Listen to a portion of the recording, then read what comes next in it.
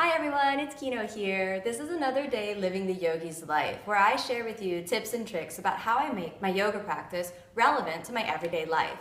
One of the blessings that I have in life is that I get to travel all over the world, sharing the message of yoga as a spiritual path with as many people as possible in so many different countries. I get to travel all the time. It's something I really love and I'm passionate about, experiencing new cultures and seeing the world, and again, sharing yoga with people all over the world. Now, one of the most important things that I think about travel is that it is in and of itself a teacher, a metaphor for life, a metaphor for the journey of life, you could say. And the practice, each practice in the yoga tradition is a little journey in and of itself. So every time you get on your mat, you journey into the inner self and you leave your space of your mat with whatever you've learned on that journey deep within the center of yourself. Well, I'm sitting in front of my suitcase today because I was supposed to travel yesterday, but my flight got canceled due to a mechanical issue and some weather delays and that sort of thing. So I'm 24 hours delayed. It's a pretty long delay. And I wanted to talk about how I travel and how my yoga practice actually helps make me a good traveler. First thing that happened yesterday, which was really interesting, is that while I was on the way to my own gate, I heard this sound coming from behind me. And there was this sound of this sort of, someone who couldn't breathe. And I thought, well, where's this coming from? It sounds almost like a woman who can't breathe. And I looked around and I didn't see anyone. And finally I looked all the way behind me. And then there was a woman carrying two big, giant carry-ons, an older woman, panting and making that sound, and she had sort of a neck brace. And I looked around and there were airport staff walking by and people passing her with wheelchairs, no one offering to help her, and she was clearly suffering. So I turned around and I said, hey, do you need a hand? And so at first she tried to say no because, why would you really accept the help of a stranger? But I just reached over and grabbed her bag and said, what gate are you at? And she told me what gate she was at, and I just said, I'm gonna go ahead. And she said that her flight had probably already departed.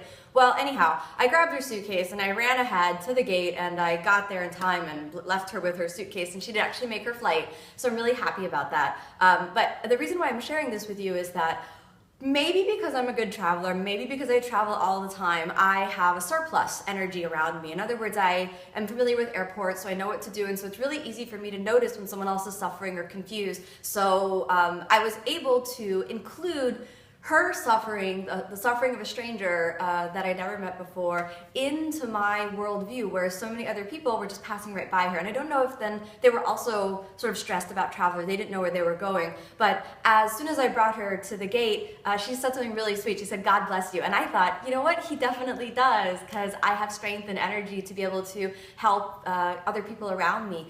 And it really touched my heart. It might sound dumb, but I was almost really brought to tears just from that moment of compassion between two people. Because I think of it like this in life.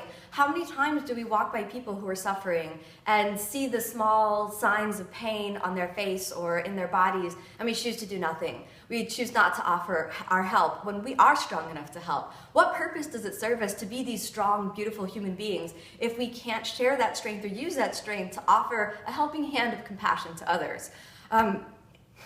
I'm kind of getting choked up here, which maybe you think is a little bit lame, but this is something that means so much to me, to be humble, to be kind to others. This is the real strength, and this is why we practice yoga, so that it makes us feel the pain of ourselves and the pain of others. And then we're inspired to help and lend that helping hand. So I hope you had a good flight. For the woman that I helped, I did not have a good flight. My flight was actually canceled. And then there was another opportunity for using this travel as a metaphor. When your flight's canceled, it's never fun.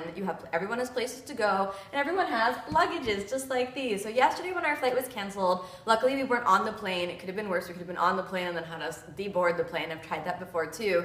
Now in that moment, it's really easy to get frustrated, yell at the airline staff, get frustrated and irritated with other people, think that you deserve special treatment, all this sort of stuff. But one of the things that I really believe in, travel delays are sort of a sign from God. They're a sign from the divine, a power greater than ourselves that says, hey, you're not meant to go today for whatever reason.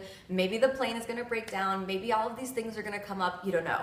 you just shouldn't go that day. So what can you do? Surrender, accept. The airline staff didn't create the problem. The flight attendants didn't create the problem. Don't yell at them, and don't yell at the other travelers. What's the purpose? We're all on the same journey together. I really believe that if we're nice to each other, what will happen is that we'll all just enjoy the journey so much better, and it'll alleviate a little bit of the discomfort if we all just kind of get along and do our best to be compassionate and make sure that everyone really is in the same boat together. Whether you're traveling in economy, whether you got upgraded to first, when the flight is canceled, we're all in the same boat. We all got to get our luggage and recheck in.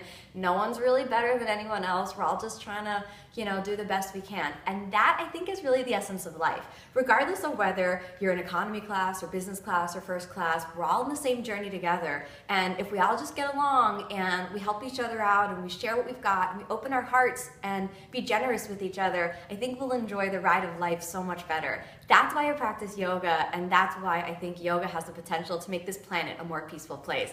Cross your fingers for me today that I get on my flight to Europe and that there are no more travel delays. But if there are, I'll surrender, and I'll take it as a sign that I need maybe one more day of rest.